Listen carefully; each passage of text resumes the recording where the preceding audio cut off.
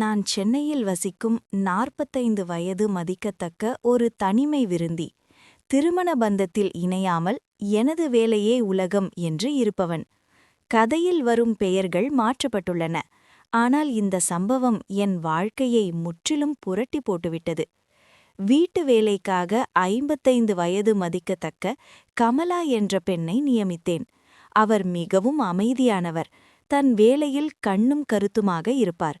2 வாரங்கள் ஓடிய நிலையில் ஒருநாள் அவர் தன் பேத்தி லக்ஷ்மியின் படிப்பிற்கு உதவி கேட்டார்.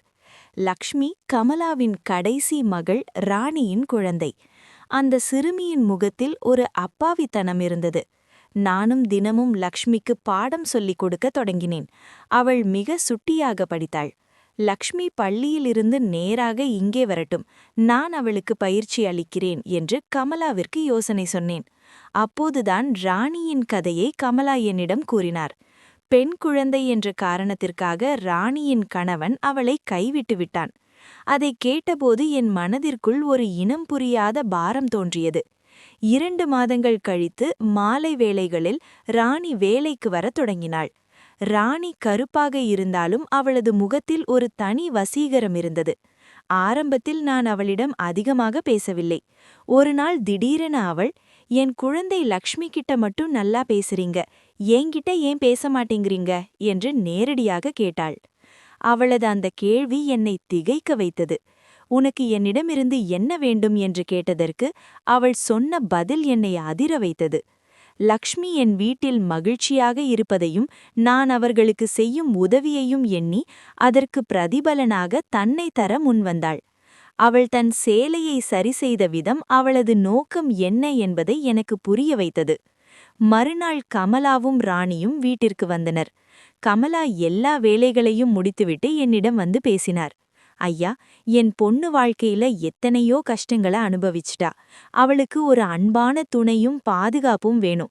நீங்க நல்ல மனுஷன், உங்களை விட அவளுக்கு ஒரு நல்ல இடம் கிடைக்காது என்று கூறி ராணியை என்னிடம் அர்ப்பணிப்பதாக நெகிழ்ச்சியுடன் சொன்னார். ராணியின் சம்மதமும் கமலாவின் வேண்டுதலும் அந்த இரவு ஒரு புதிய மாற்றத்திற்கு வித்திட்டது. கமலா மகிழ்ச்சியோடு விடைபெற்றார். நான் கதவை சாத்திவிட்டு ராணியுடன் அறைக்குள் சென்றேன். அவள் என் அருகில் வரும்போது அவளது இதய துடிப்பு எனக்கு கேட்டது. நான் அவளது கைகளை பற்றி கொண்டேன். அவளது உதடுகளில் ஒரு மென்மையான முத்தம் கொடுத்து அவளது நீண்டகால தனிமையையும் ஏக்கத்தையும் போக்கத் தொடங்கினேன். அவள் என்னை கட்டிக்கொண்ட விதம் ஒரு ஆணின் அரவணைப்பிற்காக அவள் எத்தனை காலம் ஏங்கியிருக்கிறாள் என்பதை புரிய வைத்தது. மறுநாள் காலை கமலா அம்மா வாசலில் கோலமிடும் சத்தம் கேட்டது. ராணி மெதுவாக எழுந்து தன் உடைகளை சரி செய்து கொண்டு, அம்மா வந்துட்டாங்க, நான் கிளம்புறேன் என்று என் நெற்றியில் ஒரு முத்தம் கொடுத்துவிட்டு சென்றாள். அன்று மாலை லக்ஷ்மி எப்போதும் போல படிக்க வந்தாள். ஆனால் அன்று அவளது சிரிப்பில் ஒரு கூடுதல் உற்சாகம் இருந்தது. கமலாவும் ராணியும் வேலைகளை முடித்துவிட்டு செல்லும்போது கமலா என் அருகில் வந்து, ஐயா, ராணி இன்னைக்கு ரொம்ப சந்தோஷமா இருக்கா, அவ முகத்துல ஒரு புது வெளிச்சம் தெரியுது, எல்லாம் உங்களாலதான் என்று தழுதழுப்பு குரலில் சொன்னார். அதன் பின்னர் எங்கள் வாழ்க்கை ஒரு சீரான ஓட்டத்தில் செல்லத் தொடங்கியது. ராணி ஒரு நாள் விட்டு ஒரு நாள் வருவாள். அன்று இரவு அவளது முழு அன்பும் எனக்கு கிடைக்கும். கமலாவிற்கு தெரியும், தன் மகள் பாதுகாப்பான ஒரு மனிதனின் கைகளில் இருக்கிறாள் என்று. ஒரு நாள் ராணி என்னிடம் சேத்தாள், ஏன் என்னை இவ்வளவு கௌரவமா நடத்துறீங்க? நான் ஒரு வேலைக்காரி, என் புருஷனே என்ன வேண்டாம்னு ஒதுக்கிட்டான். ஆனா நீங்க என்கிட்ட காட்டுற அன்பு எனக்கு புதுசா இருக்கு. அதற்கு நான் அவளது கைகளை பற்றி கொண்டு சொன்னேன், ராணி, ஒரு பெண்ணின் மதிப்பு அவளது கடந்த காலத்திலோ அல்லது அவளது நிறத்திலோ இல்லை, அவளது உண்மையான அன்பில்தான் இருக்கிறது. நீயும் லக்ஷ்மியும் இனி இந்த வீட்டு மனிதர்கள். உங்கள் தேவைகளை பார்த்து கொள்ள வேண்டியது எனது கடமை. இதை கேட்டு ராணி தேம்பி தேம்பி அழுதாள். அவளது கண்ணீரில் பல வருட வலி கரைந்து போனது. சில மாதங்கள் கழித்து நான் ஒரு முக்கியமான முடிவை எடுத்தேன். கமலாவையும் ராணியையும் அழைத்து, இனி ராணி என் வீட்டில் வேலைக்காரியாக இருக்க வேண்டிய அவசியமில்லை, அவள் இந்த வீட்டின் தலைவியாக இருப்பாள். லக்ஷ்மியை ஒரு நல்ல பள்ளியில் சேர்த்து அவளது எதிர்காலத்தை நான் பார்த்துக் கொள்கிறேன் என்றேன். கமலா ஆனந்த கண்ணீர் வடித்தார். ராணிக்கு என்ன சொல்வதென்றே தெரியவில்லை.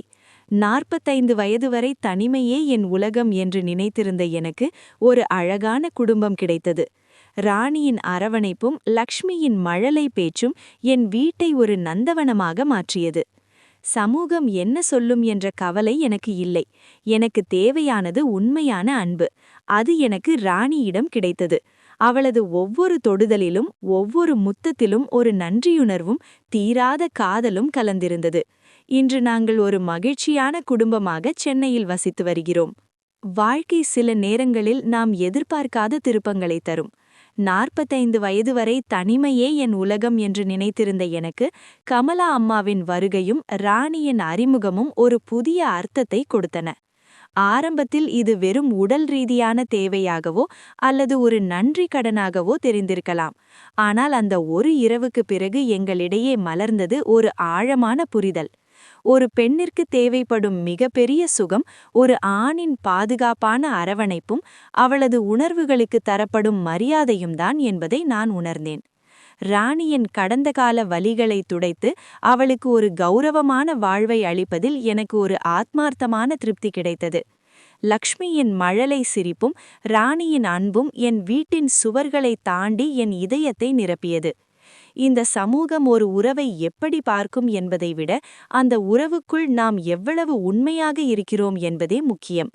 ஒரு வேலையாள் என்ற நிலையிலிருந்து என் வாழ்வின் பாதியாக ராணி மாறியது விதியின் அழகான விளையாட்டு. தனிமை என்பது ஒரு சாபமல்ல, அது சரியான நபர் வரும் வரை காத்திருக்கும் ஒரு காலம். இன்று நான் ஒரு தனி மனிதன் அல்ல, ஒரு குடும்பத் தலைவன், ஒரு தந்தை மற்றும் ஒரு பெண்ணின் நம்பிக்கையுடைய துணையாக வாழ்ந்து வருகிறேன். அன்பு காட்ட ஒரு இதயமும் அரவணைக்க ஒரு துணையும் கிடைத்துவிட்டால் இந்த உலகம் ஸ்வர்க்கமாக மாறிவிடும்.